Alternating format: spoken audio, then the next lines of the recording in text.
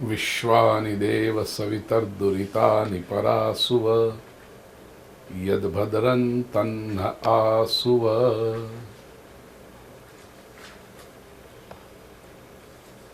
प्रिय स्वजनों,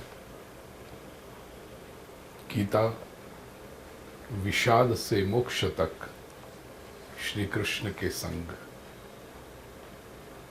उपसंहारात्मक जो 3 अध्याय हैं, उसमें 16वां अध्याय आज हम चिंतन करें। दैवासुर संपद विभाग योग, ऐसा नाम है इस अध्याय का। दैवी और आसुरी लक्षणों का वर्णन किया है। प्रिय स्वजनों, ये संसार में 2 प्रकार के लोग होते हैं, दैवी डिवाइन और आसुरी डेविलिश। ये वृत्तियां हमेशा से रही हैं। संसार कभी भी केवल सज्जनों से भरा हुआ नहीं था, दुर्जन हमेशा रहे हैं। संख्या में अंतर हो सकता है, जिसे हम सतयुग कहें, उसमें अच्छे लोग अधिक संख्या में थे, मेजॉरिटी में थे, दुर्जन लोग माइनॉरिटी में थे, लेकिन थे अवश्य।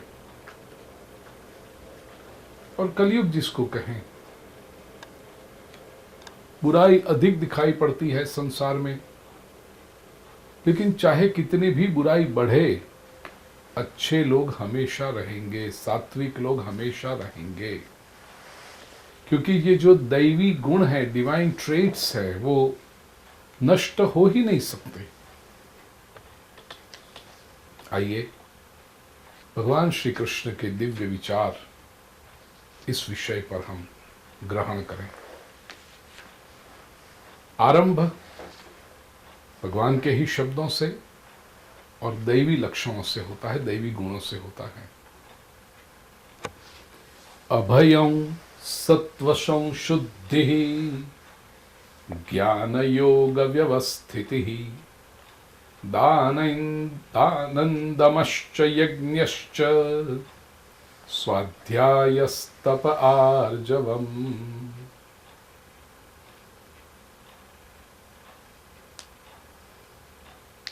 सीधे भगवान ने गुणों का ही वर्णन शुरू किया।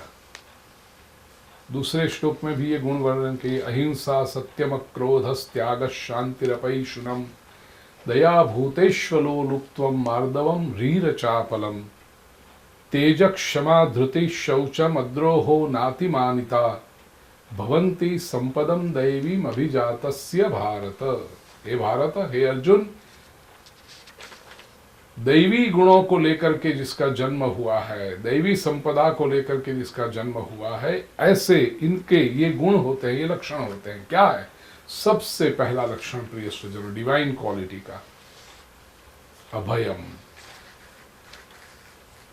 भय मुक्तता, भय रहितता। प्रिय स्वजनों, ये संसार में मनुष्य भयग्रस्त क्यों होता है? याद रखना,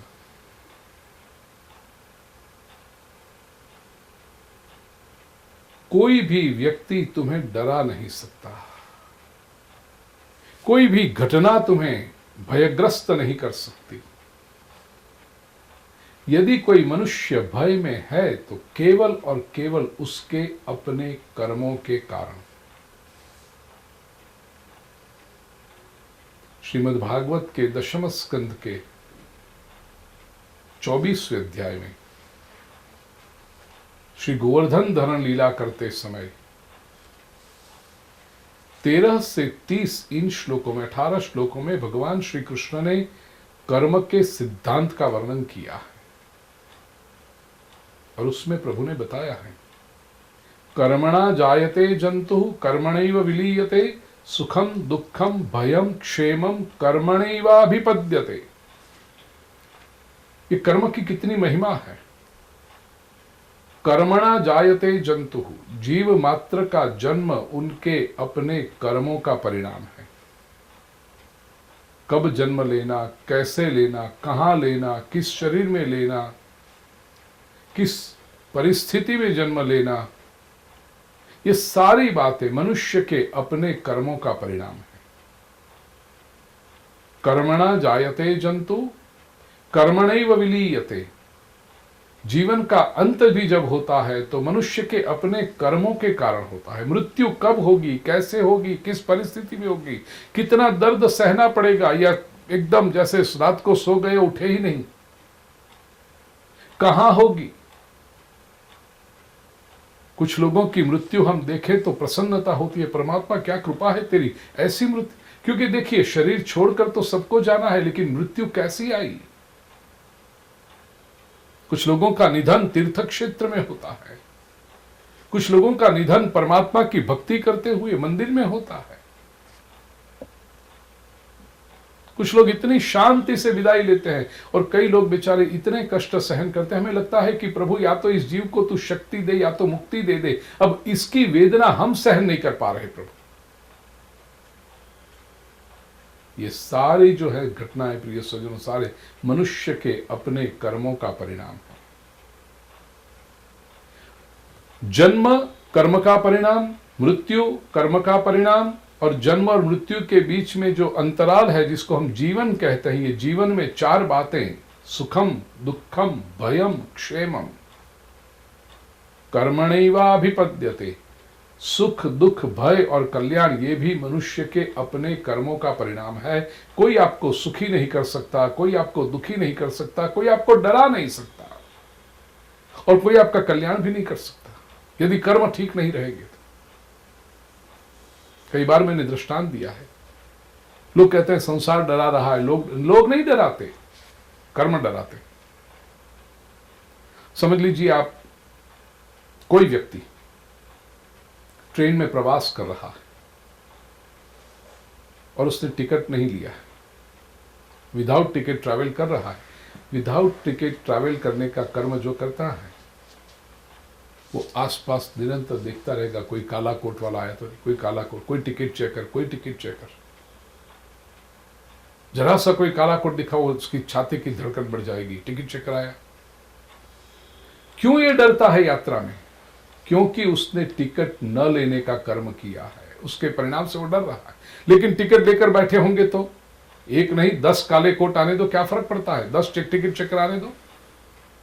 आप तो अपनी बर्थ पे सो जाओगे, टिकट चेकर सामने होगा तो वहां कोई बात करता होगा तो आप जाके कहोगे, ये पहले मेरी टिकट चेक कर लो, मैं जरा सोना चाहता हूं, ये लो टिकट।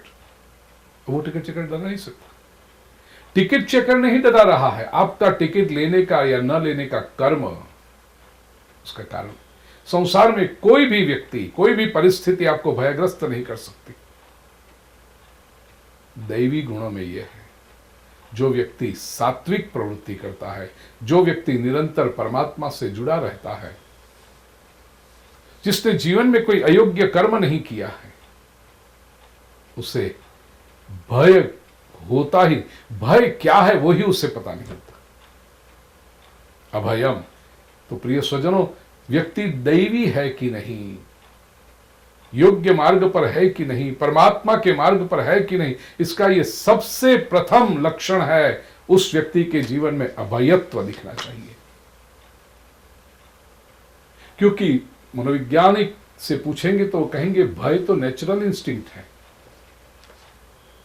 छोटा सा बालक भी हो उसको भी भय तो होता है, और कई प्रकार के भय है। पहले सबसे होता है फियर ऑफ सर्वाइवल। प्रत्येक व्यक्ति को सर्वाइवल का भय है, मैं रहूंगा कि नहीं रहूंगा। एक छोटे से बालक के पास भी जाकर ऐसे हाउ करो तो वो डर जाता है। ये डर क्यों हुआ? उसको लगता है मुझे कुछ हो जाएगा। ये फियर ऑफ सर्वाइवल है।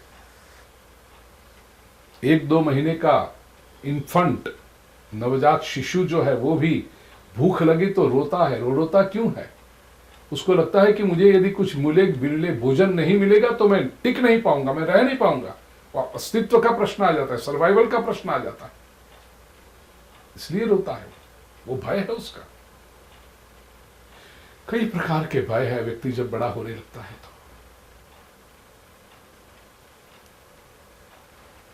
फियर ऑफ सर्वाइवल, फिर फियर ऑफ स्टेटस, जीवन में एक स्थिति में आ गए, फिर भय लगता है कि यहां से नीचे उतरना पड़ा तो कुछ हो जाएगा, तो आप फिर इकोनॉमिक फियर होते हैं लोगों को, संपत्ति का भय होता। संपत्ति न हो तो एक प्रकार का भय, संपत्ति आ जाए तो दूसरे प्रकार का भय, ये टिकेगी कि नहीं। सत्ता कीर्ति आदि न मिले तो एक प्रकार का भय, मिल जाए तो फिर वो टिकनी चाहिए। हमारे शास्त्रों में कहा है, सत्ता जो है ना, पावर, मिलने पर अच्छा लगता है, लेकिन वो सत्ता की जो सवारी, वो शेरों की सवारी है। फिर सत्ता रहनी चाहिए कांस्टेंट, सत्ता चली जाए फिर देखो क्या तकलीफ होती है।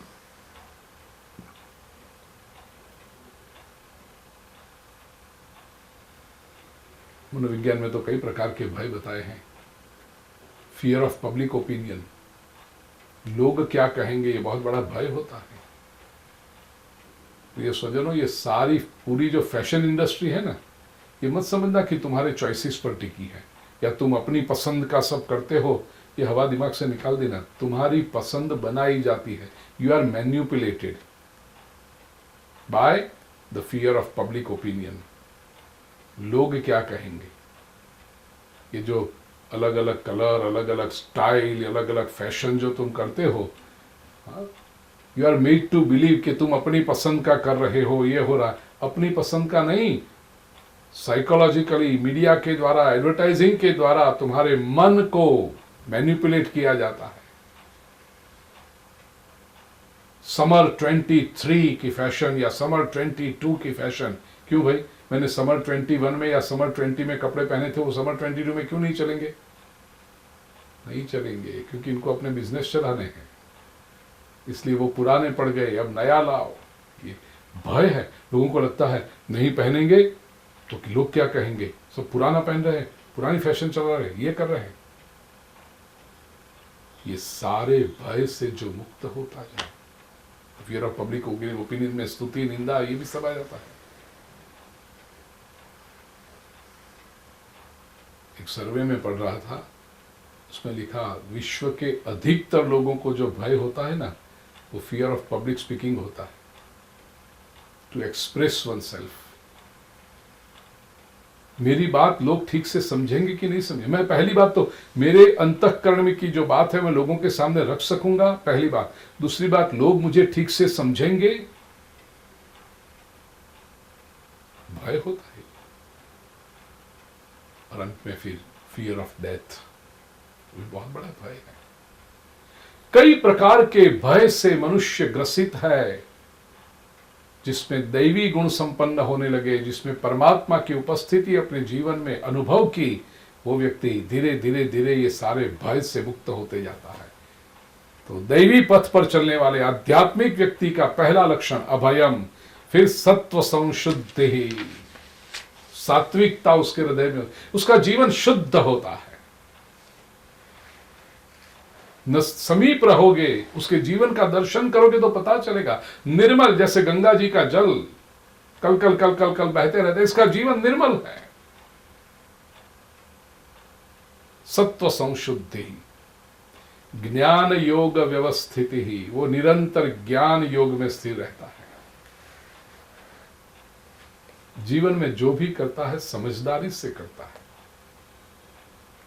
एक्साइटमेंट में आके नहीं करता, इंस्टिगेशन का शिकार नहीं बनता, उत्तेजनाओं का शिकार नहीं बनता, मन के तरंगों का शिकार नहीं बनता। ये मन हुआ, वो मन हुआ, ऐसा हो, ये नहीं करता। ज्ञान योग व्यवस्थित ही, स्थिरता देखने मिलेगी उसके जीवन में आपको। दानन, दैवी लक्षण बहुत बड़ा है प्रिय स्वजनों। दान, to donate, to give, to share, सबके बस की बात नहीं है प्रिय स्वजनों। ये मुट्ठी खोलना बहुत बड़ी हिम्मत का काम है। सहमे हुए लोग, डरे हुए लोग, मैं दे दूंगा फिर मेरा क्या होगा, मेरे पास कम हो जाएगा, ऐसे लोग क्या दे पाएंगे। दानम, हिम्मत होनी चाहिए। ईश्वर ने मुझे दिया है, मैं दूसरों को दूं। ईश्वर ने जो दिया वो रिप्लेनिश कर देगा, आ जाएगा मेरे पास। दान याद रखना प्रिय सुधीर, दान ये खर्च नहीं है, दान ये बोना है। दान is not an expenditure, it is sowing the seeds. किस प्रकार से वो आएगा प्रभु अगले अध्याय में बताएंगे। दान के भी प्रकार हैं। तो दानम ये दैवी गुण, जिसको ईश्वर पर श्रद्धा हो, स्वयं पर श्रद्धा हो, वे ही दान कर सकते हैं। दमश्च, दम इंद्रियों का संयम। यज्ञश्च, यज्ञ करना, यज्ञ में भी यही है, स्वाहा समर्पण करने का भाव। ओम सोमाय स्वाहा इदम सोमाय न मम, मेरा नहीं है ये कहने की हिम्मत यज्ञ में आती है। बाकी संसार में सब लोग मेरा मेरा मेरा मेरा कह के पकड़ के संभाल के छुपा के रखते हैं। न मम, मेरा नहीं है, और मेरा नहीं है ऐसा कह के छोड़ते हो, अनंत गुना हो करके आता है। अस्तित्व पर श्रद्धा रखो प्रिय स्वजनों। यज्ञ, स्वाध्याय, स्टडी, शास्त्र के माध्यम से स्व का अध्ययन, इसको कहते हैं स्वाध्याय। लोग दूसरों को सिखाने में बहुत इंटरेस्ट रखते हैं। दूसरे को बदल डालो, इसको सुधार डालो, तू तेरे में से ये गुण कम, तू तो ये बदल दे, तेरी ये दोष है। तू सबको क्यों निकालने चलते हो? स्वयं को बदलो। स्वामी विवेकानंद ने बहुत सुंदर कहा, प्रत्येक व्यक्ति यदि अपना आंगन स्वच्छ कर दे तो पूरी सृष्टि स्वच्छ हो जाए। स्वयं को, ये स्वाध्याय। तप, तप का अर्थ जीवन में कोई उच्च लक्ष्य निश्चित करके उसके लिए कष्ट सहन करने की तैयारी, उसको कहते हैं तप। कोई ध्येय होगा और उस ध्येय को सिद्ध करने के लिए कष्ट सहन करना पड़ता है। याद रखना, जीवन का मार्ग हमेशा लग्जरी से नहीं गुजरता। कभी कभी मुसीबतें झेलनी पड़ती हैं, उठानी पड़ती हैं, और प्रसन्नता से उठानी पड़ती है। इसको कहते हैं तप। आर्जवम, सरलता। दैवी लोग सरल होते हैं।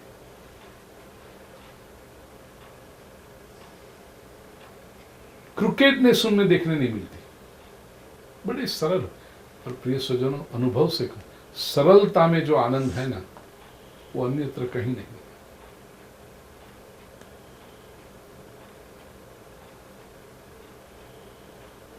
एक को एक व्यवहार करना, दूसरे के साथ दूसरा, तीसरे के साथ तीसरा, ये अपने बस की बात नहीं है। सरलता में बहुत आनंद आता है, बालक के जैसे सरल। आर्जवम, आर्जव का एक अर्थ है मन, वाणी और व्यवहार का समन्वय, ये सरलता है। इंटेग्रिटी, जो मन में विचार है वही वाणी में प्रकट होते हैं, जो वाणी में प्रकट होते हैं वही करके दिखाते हैं, आचरण करते हैं। ये सरलता है। अहिंसा, नॉन वायलेंस, इसके ऊपर भी हमने चिंतन किया था। शब्दों से किसी को कष्ट न पहुंचाए, व्यवहार से किसी को कष्ट न, शरीर से तो न ही पहुंचाए, किसी के बारे में बुरा विचार तक नहीं। ये अहिंसा है। सत्यम, सत्य की प्रतिष्ठा करें, जो शाश्वत है, जो सनातन है, जिससे बोलने वाले का और सुनने वाले का दोनों का कल्याण होता है, वो सत्य है। जीवन में ऐसी ही बातें, जो संवाद में करता हूं उससे मेरा कल्याण हो रहा है जी, मेरी बात जो सुन रहा है उसका कल्याण हो रहा है, मेरे मन में यही हेतु है। ये सत्य है। व्यर्थ बकवाद न करें, जहां आवश्यकता न हो वहां अपने अभिप्राय भी व्यक्त न करें। सत्य, वाणी को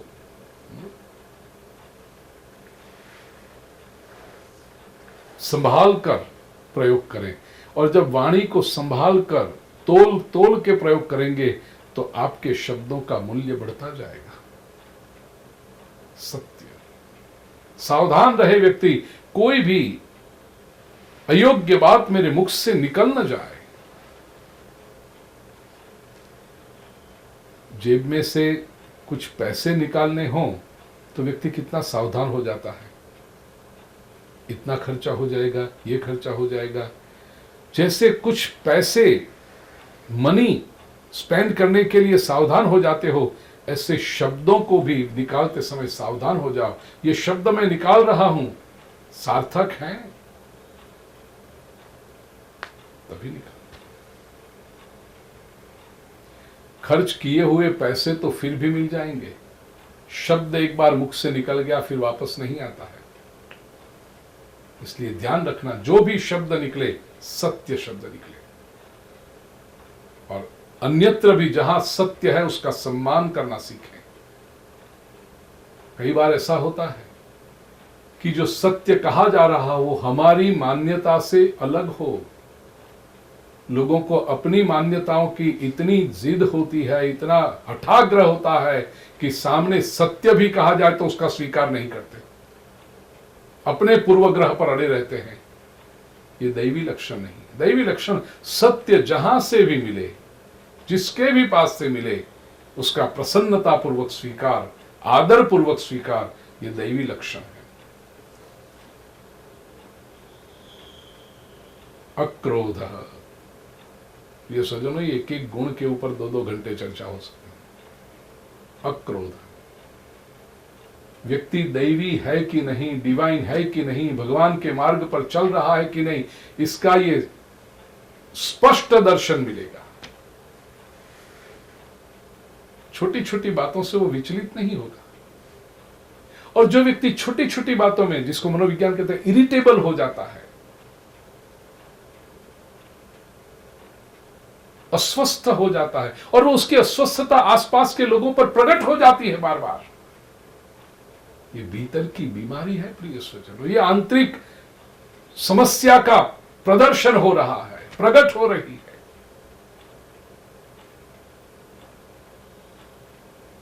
जैसे कुछ मटके में कुछ पक रहा हो और नीचे से गर्मी आ रही है तो खच खच खच खच खच खच करके कैसे सब बाहर उड़ते रहता है। ऐसे जिसके भीतर अशांति है वो कुछ भी करेंगे, खच खच खच खच खच खच बाहर प्रकट होती रहेगी। अक्रोध, विपरीतता आएगी, अपने मन के विरुद्ध घटनाएं होगी। शांत रहे। अक्रोध, डोंट रिएक्ट, क्योंकि वो करके कोई फायदा नहीं। प्रिय सज्जनों, याद रखना, हम सारी परिस्थितियों को, अपने आसपास के सारे लोगों को बदल नहीं सकते। क्रोध के मूल में है कामना, और कामना के मूल में अहंकार है। जो व्यक्ति क्रोधी है वो इतना अहंकारी होता है, वो अपने को, इंग्लिश में जिसको कहते हैं, he or she thinks of no end of himself or herself। लेकिन ये क्रोध शक्ति का प्रदर्शन नहीं है, क्रोध निर्बलता का प्रदर्शन। जिसमें शक्ति होती है, जिनका प्रभाव होता है, वो अपने अनुसार कर्म करके दिखाते हैं। क्रोधी लोग अपने अनुसार कुछ कर सकते नहीं, केवल कुछ शब्द इधर उधर फेंक कर सामने वाले के अंतःकरण को कष्ट पहुंचा करके स्वयं भी पीड़ित रहते हैं और अपनी मानसिक बीमारी का प्रदर्शन करते रहते हैं। एक बहन जी मेरे पास आई, कहती है, गुरुजी मेरे पति बहुत क्रोध करते हैं, घर में मेरे सामने कहें मैं सहन कर लूं, लेकिन बाहर भी कहीं हम कोई फंक्शन में जाए, किसी लोगों से मिले तो वहाँ 10, 15, 25 लोग बैठे, उनके सामने भी कुछ न कुछ मेरे लिए बोलने लगते हैं, क्रोध वहाँ पर कर देते हैं। बहुत बुरा लगता है उस समय मुझे, मैं क्या करूं। मैंने कहा दया खा इसकी, तो ये बेचारा अंदर से इतना बीमार है, अंदर से इतना दुखी है, वो सहन नहीं कर पा रहा, उसका क्रोध छलक में बाहर आ रहा है, उसके कुछ छींटे बाहर तेरे पर आते हैं तो तू इतनी दुखी हो जाती है, ये स्वयं भीतर से कितना दुखी होगा। क्रोध मत करे। क्रोध आपके सामर्थ्य का दर्शन नहीं है, क्रोध आपकी बीमारी का दर्शन है, याद रखो। क्रोध आपके भीतर की विकृति बताता है, क्रोध आप भीतर से कितने खोखले हैं वो बता रहा है।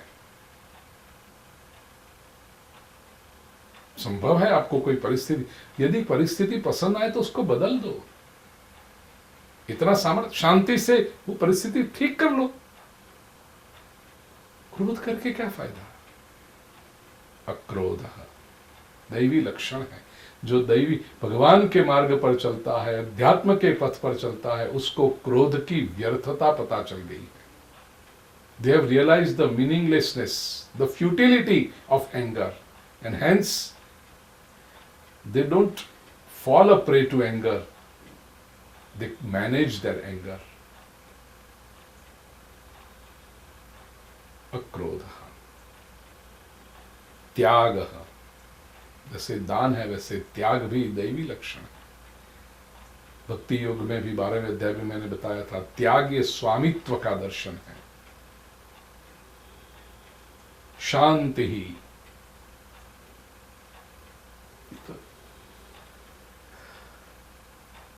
गुजराती में नरसिंह मेहता ने तो कहा, शांति पमाड़े एने संत कहिए। जिसके सानिध्य में रह करके आपको शांति की अनुभूति हो, यही तो संतत्व का लक्षण है। जिसके भीतर जो होगा वो बांटेगा, जिसके भीतर क्रोध ही खतबत करता होगा वो सबको क्रोध करता रहेगा, और जिसके भीतर शांति है वो सबको शांति प्रदान करेगा। शांति ये दिव्यता का लक्षण है, डिविनिटी का, दैवी गुण का लक्षण है। अपैशुनम, कठोरता का अभाव, शब्दों से व्यवहार कठोर मत बने। Don't be rough, don't be rude with people. प्रत्येक व्यक्ति के अंदर जो परमात्मा है उसका दर्शन करें। बी नाइस टू पीपल, और उससे आपको प्रसन्नता होगी। सबके साथ कुछ भी ऐसे कर्ट या एब्रप्ट रफ बिहेवियर करना, ये दैवी गुण नहीं है। दैवी गुण के तो प्रत्येक वर्तन में, वाणी में ग्रेस दिखता है आपको। दया भूतेषु, जीव मात्र के प्रति दया। अलोलुप्त्वम, लालच का अभाव। संसार के लोगों में देखो, छोटी छोटी बातों में लालच दिखती है, छोटी छोटी बातों में इतने वो आकर्षण के गुलाम बन जाते हैं, इंद्रियों के गुलाम बन जाते हैं। जिसमें दैवी गुण है उसमें लालच नहीं दिखेगी आपको। प्राप्त हुआ ठीक, न हुआ अरे छोड़ो, देने वाला ईश्वर है, मनुष्यों के पास लालच क्यों रखें। मेरा प्रभु मुझे देना चाहता है तो कहीं से भी लाकर दे देगा। मनुष्य की शक्ति क्या है, मनुष्य तो माध्यम है केवल, लालच नहीं होती। अलोलुप्त्वम, मार्दवम, मृदुता, हम्बलनेस, ह्यूमिलिटी, मृदुता ये दैवी लक्षण है। सॉफ्टनेस, मृदुता। रीही, री का अर्थ है लज्जा, शर्म। जैसे कोई संस्कारी परिवार का व्यक्ति हो, गलत काम करते समय या गलत लोगों के साथ खड़ा हो तो उसको लगेगा कोई मुझे देख लेगा तो मेरे परिवार का क्या लगेगा, शर्म आती है उसको ये करने में। ऐसे जिसको निरंतर भाव है मैं भगवान का हूं, अयोग्य काम वो करेगा ही नहीं। री बहुत दैवी लक्षण है।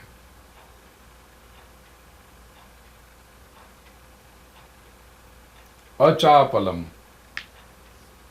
चपलता नहीं, चंचलता नहीं, स्थिरता। तेज, क्षमा, धृति, शौचम, अद्रोहो, नातिमानिता। तेज, मैंने बार बार कहा है प्रिय सुजनों, प्रवचनों में, भगवद गीता की ये सीरीज में भी कहा, जिसके चेहरे पर तेज दिखाई पड़े, इस दैवी लक्षण, इट्स अ डिवाइन क्वालिटी, जो परम तत्व से जुड़ा हो, जो निरंतर सात्विक प्रवृत्ति कर रहा हो, जिसके अंतःकरण में कोई भी बुरी बात ना हो, जो किसी के बारे में अयोग्य सोचता ना हो, उसके जीवन में, उसके अस्तित्व में, उसके चेहरे पर तेज होगा ही होगा, होना ही चाहिए। ये लक्षण है। मैं तो कई बार कहता हूं, पूछना पड़े किसी को जाकर, अब धार्मिक हैं लोग, बात करते हैं ना, तो अब भगवान में मानते हैं, अब मंदिर में जाते हैं, ये पूछना पड़े। अरे भगवान में मानने वाला व्यक्ति, धार्मिक व्यक्ति, उसके चेहरे पर प्रकट होती है सब बात। ये दैवाइन जो गुण है, दैवी लक्षण, उसके जीवन में दिखाई पड़ते हैं। तेजस्वी होता है वो व्यक्ति। क्षमा दैवी लक्षण है। भूल करेंगे आसपास के लोग, कितनों के साथ झगड़ोगे, कितनों के साथ बदला लोगे, इसी में अपने जीवन की शरीर, शक्ति, समय, रिसोर्सेस सब गंवाते रहोगे। अरे छोड़ो,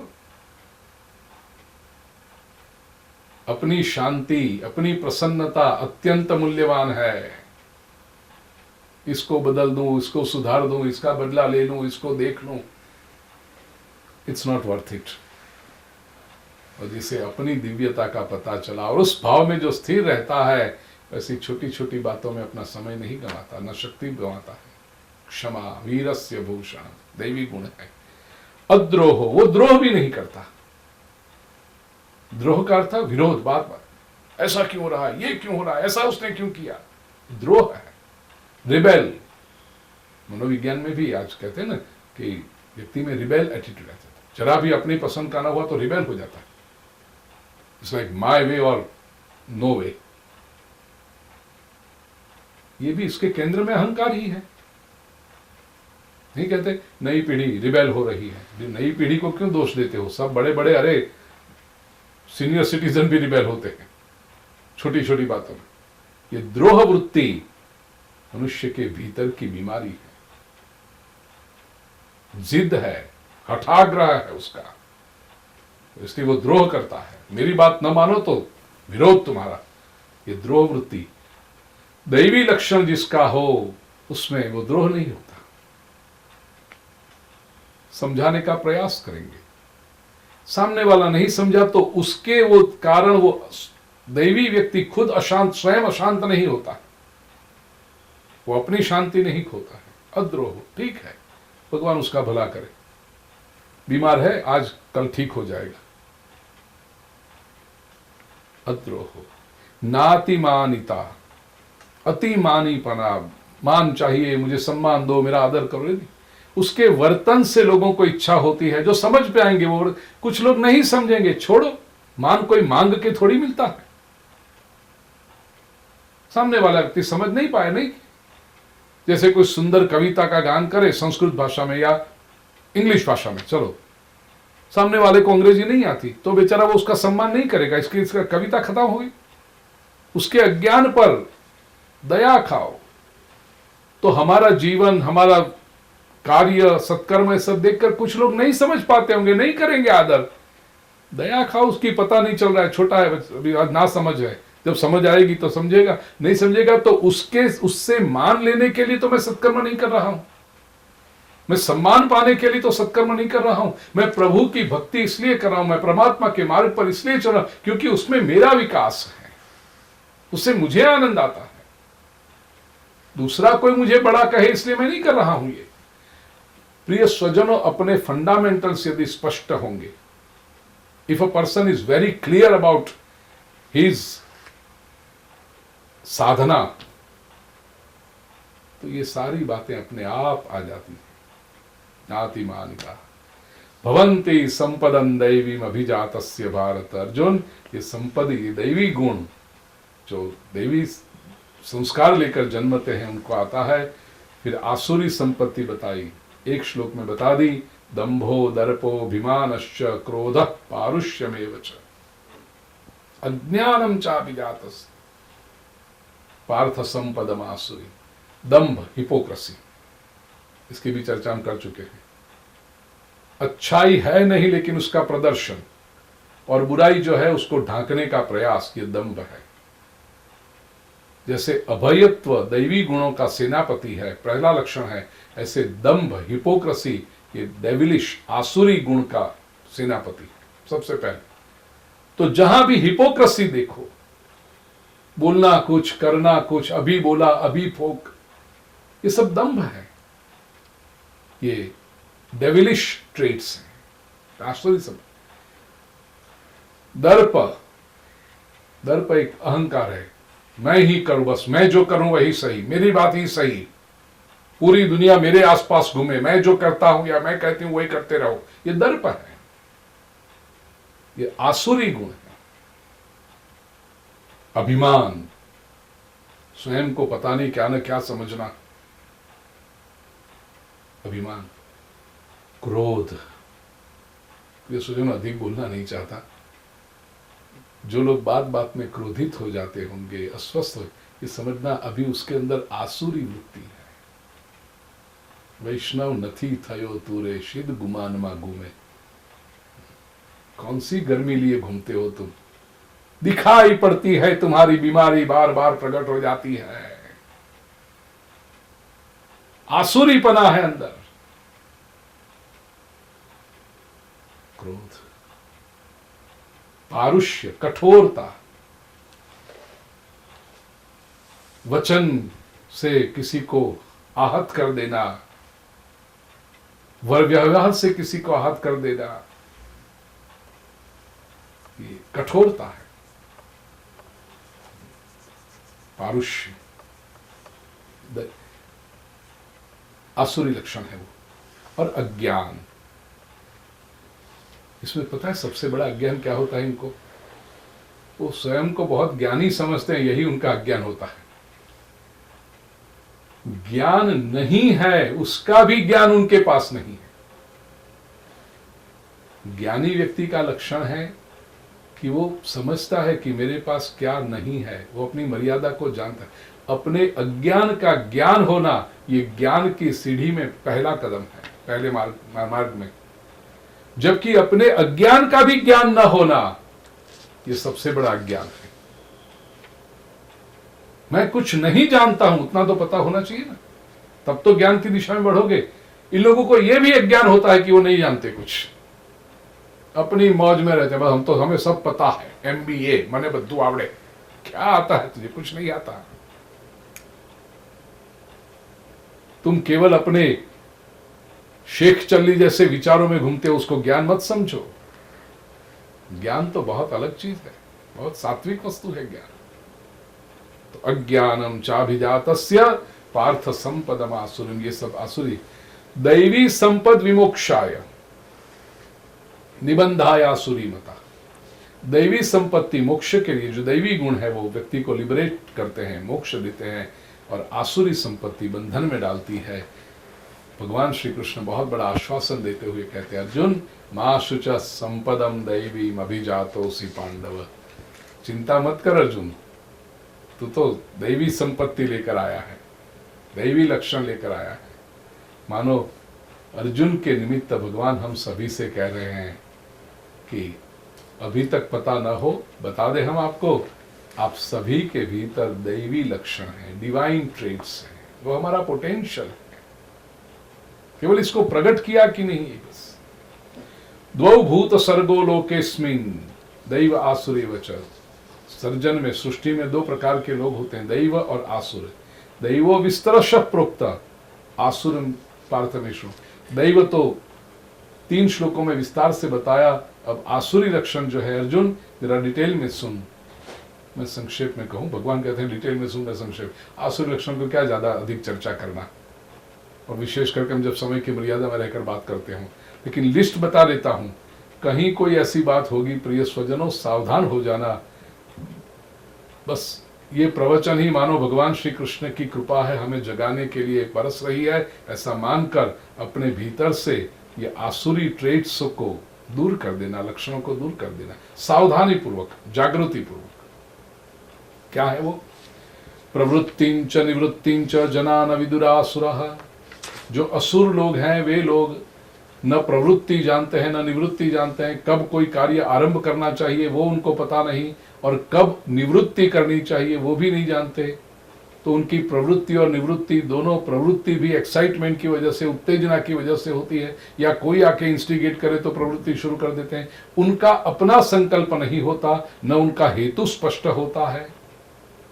और निवृत्ति भी क्यों करते हैं? बोर हो गए। अरे ये कोई प्रवृत्ति, कार्य पूरा हुआ कि नहीं हुआ, जो ध्येय निश्चित किया था वो प्राप्त हुआ कि नहीं, उसके बाद निवृत्त हो जा। नहीं, बस अब मूड ऑफ हो गया, अब रहने दो। ये आसुरी वृत्ति है। तो न आरंभ उनके हाथ में होता है, न निवृत्त होना वो ठीक से करते हैं। प्रवृत्तिंच निवृत्तिंच जना न विदुरासुरा न शौचम, उनके कार्य में पवित्रता नहीं होती। कई बार कथाओं में मैंने कहा है प्रिय सुजनों, शौच, पवित्रता बहुत बड़ा गुण है। क्लेनलीनेस तो होनी चाहिए, हाइजीन भी होनी चाहिए, उससे भी ऊपर है शौच, पवित्रता। हमारे ऋषियों ने आचार विचार के जो नियम बनाए हैं ये बहुत मूल्यवान है। वैज्ञानिक पद्धति से तो आवश्यक है ही, लेकिन आध्यात्मिक रूप से भी आवश्यक है। वो केवल हाइजीन तक नहीं है, उसके ऊपर मन और बुद्धि को भी शुद्ध करते हैं। छोटी सी बात मैं कहूं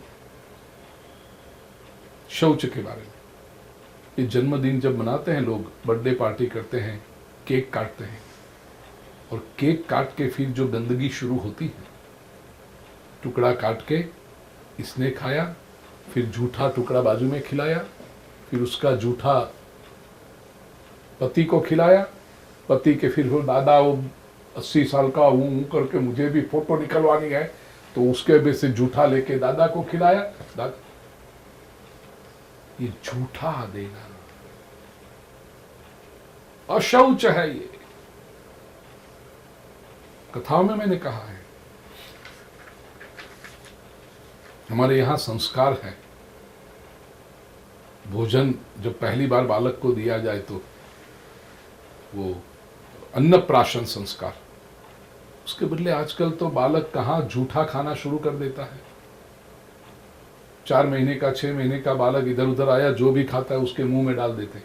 ये झूठा खिला के शुरू करते हो बालक। ये नया जीवन है, परमात्मा पनप रहा है, झूठा। शौच का विचार ही चला गया। झूठे हाथ से कहीं लेते नहीं थे भोजन के समय। देखा होगा आपको, यदि अपनी माताओं को या तो पुराने लोगों को देखा होगा, जरा सा भी कुछ हाथ धो लो, हाथ धो लो। ये स्वच्छता थी, शौच का संस्कार थे। अब तो झूठे हाथ से बनाते बनाते समय चक के करते हैं, ये करते हैं। अरे रे, कष्ट होता है। कई बार हम ऐसा कहा जाए ना, क्या भोजन करने अकेले बैठते, अकेले इसलिए नहीं कि आप लोगों से प्रीति नहीं, अकेले इसलिए कि ये झूठा देखा नहीं जाता। और फिर भी कभी टेबल पे साथ में बैठे और नजर घूमती रहती, किसी ने अपनी थाली में से वापस बड़ा अंदर रख दिया, फिर वो बड़ा लेना बंद। झूठे हाथ से रोटी उठाई तो रोटी लेना बंद। एक रोटी कम खाएंगे लेकिन झूठी तो नहीं लेंगे। ये शौच का विचार, संस्कार होना चाहिए। वो छोटी छोटी बातों में प्रिय स्वजनों व्यक्ति की धार्मिकता प्रकट होती है। तो ये जन्मदिन की गंदगी और ये छोटे बालकों को जूठा खिलाना, डाइनिंग टेबल पे एक दूसरे के ऊपर वो जूठा इसकी प्लेट में से उसमें, उसकी प्लेट में से उसमें डाला, शौच रहितता है। भगवद गीता के 16वें अध्याय के आधार पर कहूं तो ये आसुरी प्रवृत्ति है। ये डिविनिटी नहीं है, दैवी लक्षण नहीं। और कुछ लोग कहते हैं बहुत, मैंने सुना है बहुत प्रेम है ना इसलिए झूठा चल। ये सब आर्ग्यूमेंट्स नहीं चलेगी, फिर शास्त्र के सामने ये सब आर्ग्यूमेंट नहीं चलेगी। आपका प्रेम व्यक्त करने के कई अलग अलग मार्ग हैं। हम आपके प्रेम का सम्मान करते हैं, आदर करते हैं, लेकिन झूठे में प्रेम का स्वागत हम नहीं करते, शास्त्र नहीं करता। तो शौच का ख्याल रहना चाहिए, पवित्रता। इससे जैसे मैंने कहा क्लीनलीनेस और हाइजीन तो है ही, उससे ऊपर मन और बुद्धि के भी संस्कार। ये शौच का यदि पालन करोगे, आपकी जो धर्म की ओर यात्रा है, अध्यात्म की ओर यात्रा है, उसमें आपको गति का अनुभव होगा। न शौचम, आसुरी लोगों में शौच नहीं होता। न च आचार, आचार की शुद्धि भी नहीं होती। न शौचम नापि चाचारो न सत्यम तेषु विद्यते, उनके कोई भी बात में सत्य नहीं मिलता, खोखली बातें होती हैं। असत्यम अप्रतिष्ठन्ते जगदाहुर, वो हमेशा असत्य में ही लगते हैं। जगदाहुर ईश्वरम अपरस्पर संभूतम किमन्यत काम हेतुकम, उनको ऐसा लगता है बस कि काम के लिए बस मौज करो, इच्छाएं पूरी करो, मन में अलग अलग तरंग आते रहे और मन जैसे कुदाता है ऐसे कूदते रहो, घूमते फिरते रहो, मौज करते। यही आसुरी वृत्ति होती है, जिसको अंग्रेजी में कहते हैं ना, eat drink and B Mary, खाओ पियो मौज करो। ये आसुरी वृत्ति। सच पूछो तो असुर शब्द का अर्थ भी यही है। असुषु रमनते इति असुरः, व्याकरण सम्मत अर्थ बता रहा हूं। असु का अर्थ है प्राण, रमनते रममाण, जो केवल अपनी इंद्रियों को, अपने प्राण को मजा कराने में मग्न है, बस उसी में रममाण है, वे असुर है। सेंशुअल हैप्पीनेस से ऊपर उनके जीवन में कोई है ही नहीं कुछ, बस। तो वो जो भी करेंगे वो केवल इंद्रिय सुख के लिए करेंगे। ये आसुरी वृत्ति। एताम दृष्टिम अवष्टभ्य नष्टात्मानोल्पबुद्धयः प्रभवन्त्युग्र कर्माण क्षयाय, और ये लोग इतना ही है, बड़े बड़े उग्र कर्म करते हैं, भयंकर कर्म करते हैं, जगत का क्षय करते हैं, जगत, दे डिस्ट्रॉय द वर्ल्ड। अब देखिए, कोई व्यक्ति अपने सुख के लिए एकड़ के एकड़ जंगलों को नष्ट कर देगा। स्मोकिंग करता हुआ, बीड़ी पीता हुआ गया, बीड़ी फेंक दी और एक बीड़ी से सैकड़ों एकड़ जंगल नष्ट हो गए। इसने सृष्टि का कितना विनाश किया। ये असुर नहीं तो और कौन है? यही राक्षस होते हैं। प्रिय सज्जनों, राक्षस का अर्थ ऐसा मत समझना कि सर पे बड़े बड़े सींग लगे हुए हैं, काले कलूटे भयंकर लगते हैं, बड़े बड़े नाखून है, ऐसा मत समझना। 3 पीस सूट में भी असुर हो सकता है। ये वृत्ति जहां आपको दिखाई पड़ेगी, सृष्टि का विनाश करते जाएंगे। आजकल जो विचारधारा चली है ना, इकोलॉजिकल बैलेंस, वो बेसिकली हमारे भीतर की आसुरी वृत्ति को नष्ट करने के लिए। मनुष्य अपना सुख भोगे, सही बात है, उसमें कोई बुराई नहीं है सुख के लिए प्रयत्न करना, लेकिन अपना सुख करते समय दूसरों को तो दुखी मत करो। अपना जीवन चलाने के लिए दूसरों जीवों का तो नाश मत करो।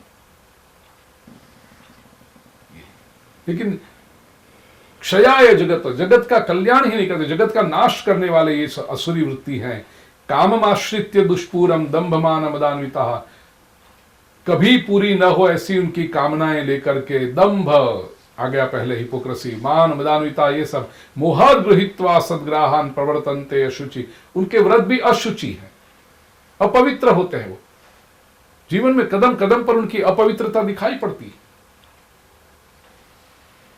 चिंताम परिमेयांच, अच्छा ये असुर लोग, आपको लगेगा चलो मौज शौक करते, इंद्रियों को सुख करते, नहीं, ये सब करते रहते हैं, फिर भी उनके मन को न तो सुख मिलता है न शांति मिलती है, वो कुछ भी निरंतर चिंता में डूबे रहते हैं।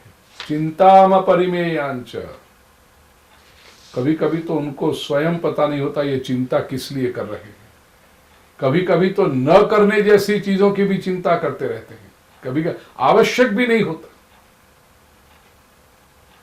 ऐसी चिंता में डूबे हुए लोग, प्रलयांतामुपाश्रिताः कामोपभोग परमा एतावधि, उनको लगता है बस केवल काम का उपभोग करते रहो, इच्छाएं पूरी करते रहो, एंजॉय करते रहो, बस।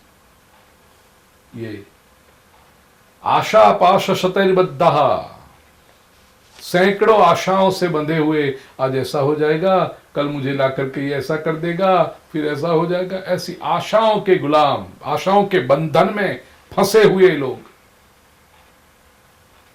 काम क्रोध परायण, और आशा पूरी ना हो, इसलिए कामनाएं जब पूरी नहीं होती तो क्रोध आ जाता है। आशा ही कामना बन जाती है, कामना पूरी नहीं होती तो क्रोध आ जाता है। इतनी इच्छाएं करते रहेंगे, पूरी तो होगी नहीं। इहंते काम भोगार्थम अन्यायेन अर्थ संचयन, और फिर काम भोग के लिए, अपनी सुख सुविधा के लिए, पूरी करने के लिए फिर अन्याय से भी संपत्ति इकट्ठी करते रहेंगे। बाय बोरो और स्टील, बस कुछ भी करो, मुझे सुख मिलना चाहिए, मेरी इच्छाएं पूरी होनी चाहिए, ऐसे ये लोग हैं। इदमद्य मया लब्धम इमं प्राप्स्ये मनोरथम, देखो मैंने इतना पा लिया, इतना पाऊंगा और कमाऊंगा, इतना मेहनत और करूंगा, इतनी और नहीं रहा तो कहीं से किसी से ले लूंगा। इदमस्तिदम अपि में भविष्यति पुनर्धनम, इतनी संपत्ति मेरे पास है, इतनी हो जाएगी, यही विचार करते रहते हैं लोग। उनके मन में बस यही गिनतियां चलती रहती। असौ मया हत शत्रु हनिष्ये चापरानपि, इतने शत्रुओं को मैंने मार दिया, ये इतने भी दुश्मन बाकी है, इतने लोगों का बदला लेना है, ये कर लूंगा, इसका ये बिगाड़ दूंगा, इसको ये नुकसान कर दूंगा, इसके ऊपर केस लगा दूंगा, क्या लगा दूंगी। ऐसे ही बस लोगों का क्या बिगाड़ें, क्या बुरा करें, क्या किसका खत्म करें, यही योजना में पड़े रहते हैं लोग। ये आसुरी वृत्ति है प्रिय स्वजन। ईश्वरो हम अहम भोगी सिद्धो हम बलवान सुखी, मैं ही ईश्वर, अरे मेरे से बढ़कर कौन है, मैं ही भोग हो, मेरे जैसे सुख सुविधा, देखो मेरा घर, मेरे जैसा घर आपको कहीं नहीं दिखेगा, ये देखो मेरी गाड़ी, ऐसी गाड़ी कहीं नहीं दिखेगी, ऐसा नहीं होगा, ये हमने फर्नीचर बनाया, ऐसा फर्नीचर कहीं नहीं। अरे बहुत है भाई, होते कौन हो, बहुरत्ना वसुंधरा। हमने हमारे यहां जो प्रसंग किया, हमारे पुत्र का विवाह किया, 5000 लोग रिसेप्शन में आए थे, ऐसी आइटम तो कहीं नहीं देखी, बहुत देखी। ये जो है ना, हमने जो किया, हम ईश्वरो हम भोगी आढ्यो बीजनवानस्मि, हम संपत्तिमान है, हमारे पास इतने लोग हैं, हमारी इतनी बड़ी बड़ी पहचान है, कौन्योस्ति सदृश्यो मया, मेरे जैसा कौन है। अब देखो रामायण में रावण, महाभारत में कंस, इन सब की यही बात है, हिरण्यकशिपु, ये सब की यही बातें होती, मेरे जैसा कौन है, मैंने ये किया, मैंने ये किया। अरे तेरे से बड़ा बाजू में खड़ा है, कौन होते। ठीक है, तुमने उत्साह से किया, परमात्मा ने तुमको शक्ति दी थी, तुम्हारे प्रसन्नता आनंद थी, तो तुमने वो किया, अच्छी बात है। क्या गाते रहते हो बरसों तक, हमारे जैसा कोई नहीं, हमारे जैसा कोई नहीं। बहुत पड़े हैं, एक एक से बढ़कर, नहले पे दहले, और दहले पे एकादश, एकादश पे 12 वाले पड़े हैं, होते कौन है। लेकिन यही मनोव्यापार, बस हम ही हैं, हम ही हैं, हम ही हैं, ये आसुरी वृत्ति है।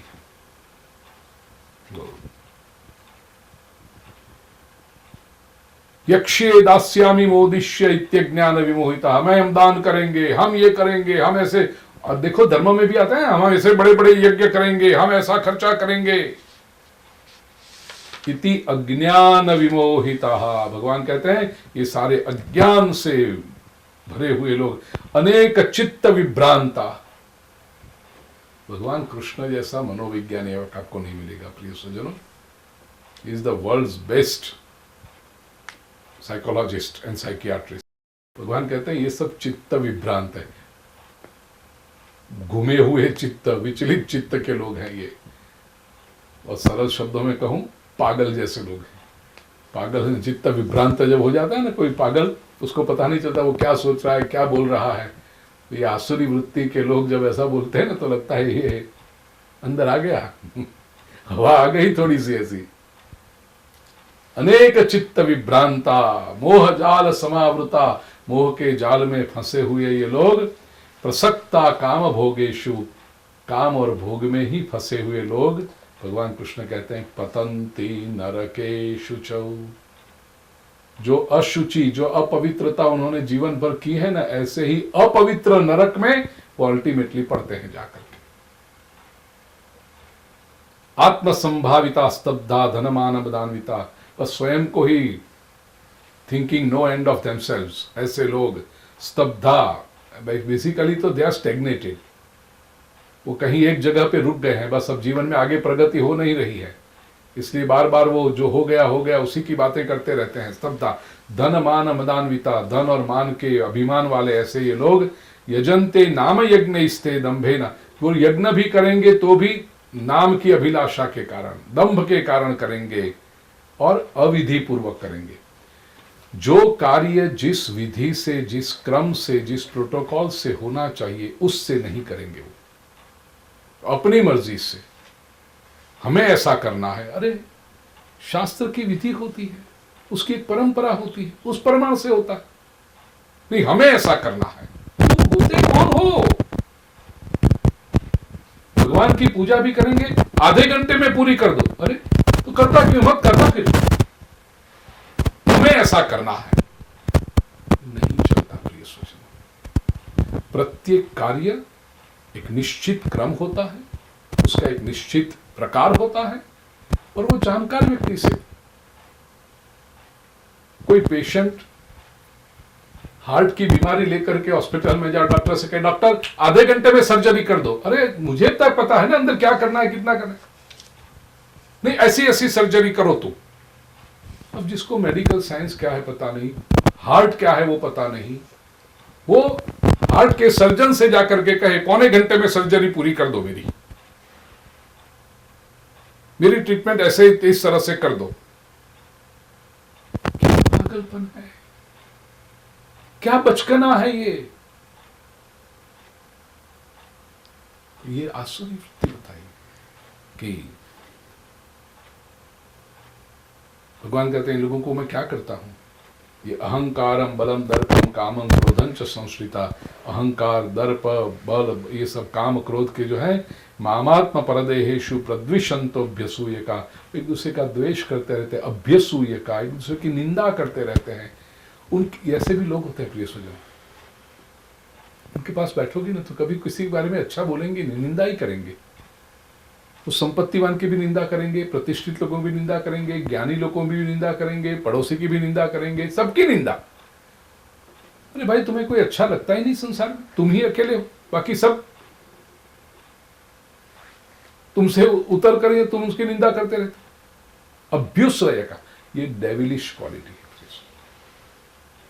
हमें किसने दिया अधिकार कि किसी के जीवन में से दोष निकाल करके उसकी हम चर्चा करें, और उस व्यक्ति के सामने बोलने की तो हिम्मत है नहीं। वो व्यक्ति तो उस समय है नहीं, वहां 3-4 लोग बैठे, वो पांचवे की निंदा कर रहे हैं। ये पांचों जो कर रहे हैं निंदा 4 लोग, वो चारों असुर हैं।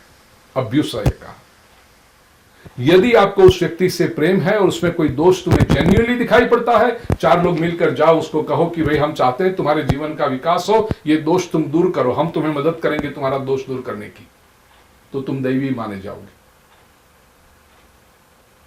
5वां व्यक्ति उसके घर पे बैठा है, तुम 4 लोग मिलकर के उसकी निंदा कर, क्या फायदा उसका, और मजा ले रहे हो उसकी निंदा करके। ये राक्षसी प्रवृत्ति है प्रिय स्वजनों। ये सारी बातों की फ्यूटिलिटी, ये सारी बातों की निरर्थकता पता चलनी चाहिए। और दुख की ये वेदना प्रकट करूं मैं, जीवन पूरा बीत जाता है, लोगों को इसकी निरर्थकता पता नहीं चलती कि हम कर क्या रहे हैं ये, और जो कर रहे हैं उससे फायदा क्या होगा। न हमें कुछ फायदा है, न जिसकी निंदा हो रही है उसको फायदा है कुछ।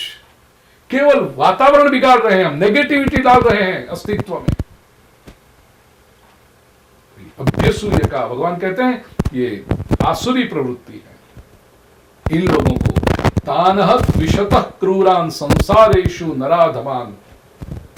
देखिए कृष्ण को भी कितना आक्रोश आ गया है।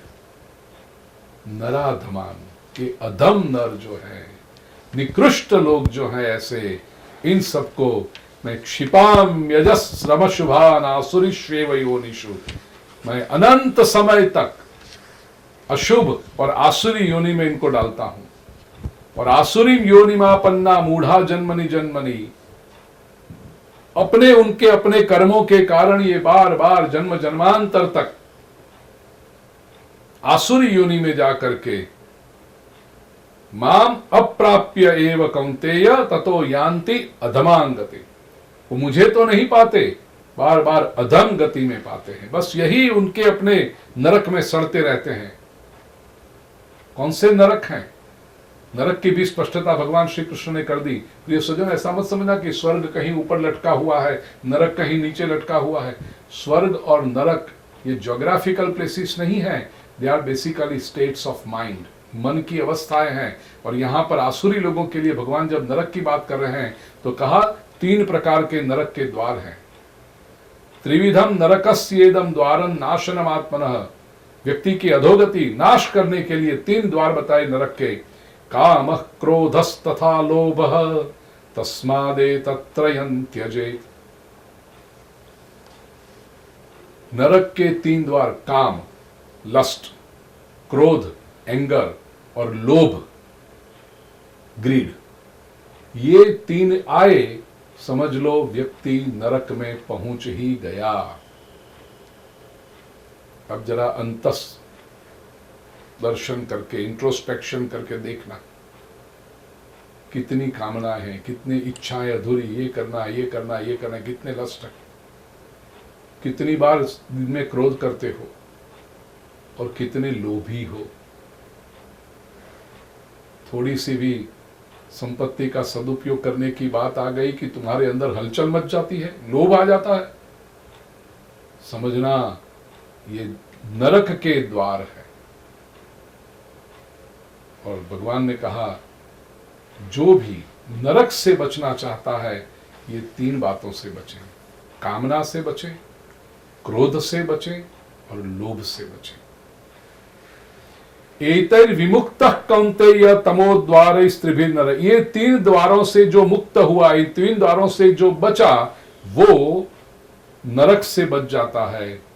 और आचरत्यात्मन श्रेयः, ये 3 से जिसने अपने आप को बचा लिया वो आत्मश्रेय के लिए, अपने कल्याण के लिए आचरण उसके जीवन में प्रारंभ हो जाएगा। ततो याति परांगतिम, फिर वो परम गति की ओर चलेगा, प्राप्त करेगा। और शास्त्र की महिमा बताते हुए भगवान श्री कृष्ण कहते हैं यह शास्त्र विधिमुत्सृज्य वर्तते कामकारतः, शास्त्र की विधि को छोड़कर जो व्यक्ति अपनी इच्छा के अनुसार, गुजराती में जाने का मन फावे एम वर्तन करता है, न स सिद्धिम अवाप्नोति, उसको सिद्धि नहीं मिलती, न सुखम, उसको सुख नहीं मिलता, न परांगतिम, उसको परम गति भी नहीं मिलती। बहुत सावधान हो जाना प्रिय स्वजन। आजकल स्वयं को बुद्धिमान, संपत्तिवान, समर्थ, पावरफुल समझने वाले लोग पूरे धर्म को हाईजैक करने लगे। उनको सब अपने तरीके से चाहिए। पुत्र पुत्री का विवाह भी कराते हैं लोग तो शास्त्र नहीं पूछते, बाकी सारा तमाशा लगा देते हैं। आगे 4-5 दिनों का फंक्शन जो शास्त्र में कहीं कोई है, आवश्यकता ही नहीं है कुछ, डांसिंग, म्यूजिक, पार्टी, ये सब। और जो शास्त्र है, विधि है, तो विधि कराने वाले ब्राह्मण से कहेंगे 1 घंटे में पूरा कर दो, शास्त्र को ही छोड़ दिया। अब उत्सव मनाएं, आनंद करें, हम विरोधी नहीं है उसके, लेकिन विवाह विधि कर रहे हैं तो पहले तो विद्वान ब्राह्मण से जाकर पूछें कि हमें क्या करना होगा, वो पहले निश्चित कर लें। उसके आसपास जो प्रभु ने आपको संपत्ति दी है, आप आनंद करना चाहते हैं, करें, हम क्यों मना करें आपको, लेकिन विवाह जो करें तो उसकी तो विधि ठीक से करो। बाकी सब प्रवृत्तियों में समय चला जाए, खर्चा हो जाए, डेकोरेशन में, जूता चुराने में, कपड़े में, जेवर में, वो सब खर्चा लोगों को। और विधि के समय पंडित जी एक पंडित कम लाओगे तो नहीं चलेगा, वहीं पर तुझे भी इकोनॉमी करनी है। क्यों ऐसे नहीं बोलते 10 लोगों को भोजन नहीं कराएंगे तो नहीं चलेगा? नहीं, वो तो सब डंका बजा देना है। प्रिय स्वजनों, जब प्रायोरिटी बदल जाती है समाज की, शास्त्र को जब छोड़ देते हैं, और भगवान श्री कृष्ण को पता था ये मनुष्य का स्वभाव है, जैसे जैसे कलयुग बढ़ता जाएगा ये स्वभाव बढ़ता जाएगा, और इसी के कारण लोगों के जीवन में समस्याएं आती रहेगी, इसी के कारण लोगों के जीवन में दुख आता रहेगा। और संसारी दृष्टांत लेना हो तो आप देख लीजिए, मैं जैसे मैंने कहा, ये हार्ट सर्जरी करनी हो, पेशेंट कपड़ा क्या पहनेगा, पेशेंट का रूम कैसा है, पेशेंट की नर्स कैसी दिखती है, ये सब बातें करो। अरे सर्जरी करनी है वो डॉक्टर कोई भी चलेगा, करोगे ऐसा? तुम नहीं करोगे। इतनी तो बुद्धि प्रभु ने दी है सबको। कि प्रायोरिटी किसको देनी। धर्म के क्षेत्र में पता नहीं ये बुद्धि कहां चली जाती है, और समर्थ लोग जब ऐसा करते हैं तब भगवान को भी दुख होता है। हमें तो बहुत वेदना होती है। इस अच्छे अच्छे लोग, पढ़े लिखे लोग, संपन्न लोग धर्म के क्षेत्र में जब कटौती करने लगते हैं सब प्रकार की, इस शास्त्र की विधि को जब व्यक्ति छोड़ता है, भगवान कहते हैं उसको कभी सिद्धि नहीं मिलती, सफलता नहीं मिलती, सुख नहीं मिलता और परम गति भी प्राप्त नहीं होती। तस्मात् शास्त्रम प्रमाणन्ते। यदि जीवन में सुखी होना चाहते हो, यदि समस्या के समय भी चट्टान की तरह, पर्वत की तरह स्थिर रहना चाहते हो, आसपास चाहे कितनी भी विपरीतताएं हो, अपने मन की शांति और प्रसन्नता बनाए रखना चाहते हो, प्रिय स्वजनों, अनुभव से कहता हूं, शास्त्र को आदर करो, शास्त्र का सम्मान करो। तस्मात् शास्त्रम प्रमाणन्ते। प्रमाण, प्रूफ, आइडल किसको मानोगे? शास्त्र को मानना है, अपने मन के तरंगों को नहीं। या उसने ऐसा किया था तो हम भी ऐसा करें, छूट मिल गई। किसी ने गलत किया तो बस वही कोट करते हो, उसने ऐसा किया। आजकल तो सब ऐसा करते हैं, सब कुएं में पड़ेंगे, तुम भी जाओगे कुएं में। शास्त्र क्या कह रहा है, धर्म क्या कह रहा है, और किसी विद्वान व्यक्ति से पूछना। नहीं तो सामान्य व्यक्ति से पूछोगे, वो तुम्हें खुश करने की ही बातें करेगा। तस्मात् शास्त्रम प्रमाणन्ते कार्या कार्य व्यवस्थितो। कार्य और अकार्य, जो करना चाहिए, जो नहीं करना चाहिए, उसकी व्यवस्थित ठीक से समझ पा करके, ज्ञात्वा, वो जान करके, शास्त्र विधानोक्तम, शास्त्र का विधान जो कह रहा है उस अनुसार कर्म कर तुम इहार्हसि। कर्म कर तुम इह अर्हसि। इस श्लोक में तुम योग्य हो अर्जुन, तुम्हें ऐसे काम करना चाहिए, और ये करोगे तो सफलता मिलेगी, जीवन में शांति मिलेगी, प्रसन्नता मिलेगी। तो ये सज्जनों, हम शास्त्र का आदर करना सीखें, शास्त्र जानने वाले का सम्मान करना सीखें, और जीवन के आचरण में सब बातें ले आए। इस संकल्प के साथ 16वें अध्याय को प्रणाम करें। ओम तत्सदिति श्रीमद्भगवद्गीतासु उपनिषत्सु ब्रह्म विद्यायां योगशास्त्रे श्रीकृष्णार्जुन संवादे दैवासुर संपद विभाग योगो नाम षोडशोऽध्यायः। श्रीकृष्णार्पणमस्तु।